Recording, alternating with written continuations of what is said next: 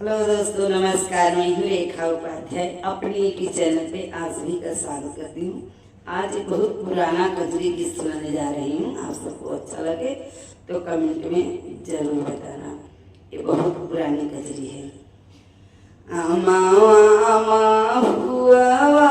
कटड़ी मेड़ी लकड़िया वो हीरे तरना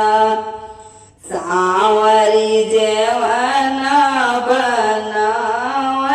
वो हीरे तरेना आमा हुआ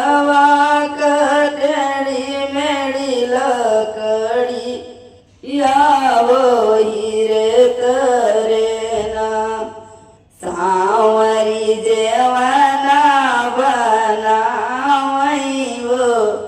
हीरे तरेना घोड़ावा चढ़ल वही राजा का कुंवरवा की जैन लेतना राजा हमारा जेवनवा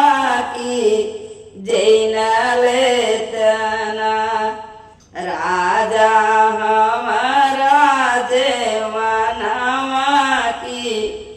जैन लेतना कैसे काजे सावरी तोर अगिया लगबै सावरी तोहर जेवनवा जो हता होइए ना हमारी बारी बिया हलिया जो हत होई है ना जो हत होई है बटिया नयन से डूड़ई आंसुआ भीगत होई है ना ओना कर कुसुमी चुनरिया भी गत होई है ना मावा हुआ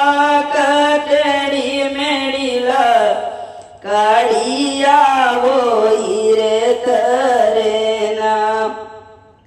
सावरी घेड़ुआ भरावई वो हीरे तरेना घोड़ावा चढ़ल राजा का दुलरुआ की घोटिना लेतना राजा हमारा घेड़ुआ की घोटिना लेतना अगिया लगबै सावरी भरल घेड़ू वावा तो ऐसे सुंदरी ना घर की बारी बिया हलिया तो ऐसे सुंदरी ना जो हती हुई है बटिया नयन से डूड़ई आंसुआ भीगत होई ना ओन कर कुसुमी चुनरिया भी गत होई है ना आमा हुआ कटड़ी मेड़ी लकड़िया वो हीरे तरना सावरी जेवना बनावई वो हीरे तरेना घोड़ावा चढ़ल आवई राजा का कुंवरवा की जैन ले घोड़ावा चढ़ल आवई राजा का कुंवरवा की कुछ न लेतना राजा जोड़ल वीरउआ की कुछ न लेतना अगिया लगबै रानी तोहर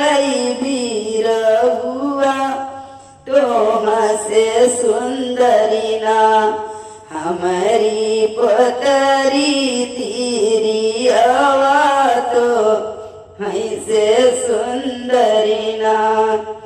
जोहत हुई है भटिया नयन से ढूंढई आंसुआ भीगत हुई है ना उन कर कुसुमी चुनरिया भी गत हुई है ना अमावा माहुआ ककड़ी मेरी लकड़ी या वो हीरे तरे ना सांवर से जिया लगावई वो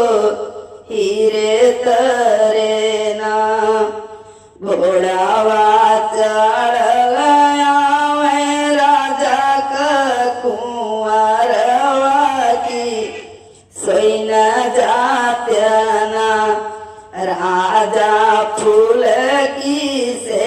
जरिया की सोई न जात्याना राजा फूल की से जरिया की सोई न जात्याना अगिया लगवै सांवर फूल से जरिया तो से सुंदरी ना घर की बारी भी लिया तो हैल सुंदरी ना जोहत हुई है बटिया नयन से ढूंढई आंसुआ भीगत हुई है ना उन कर कुसुमी चुनरिया भी गत हुई है ना उतऊ है मोर दिल का परनवा कि तू होना तू तबाट्यूना सांवर रो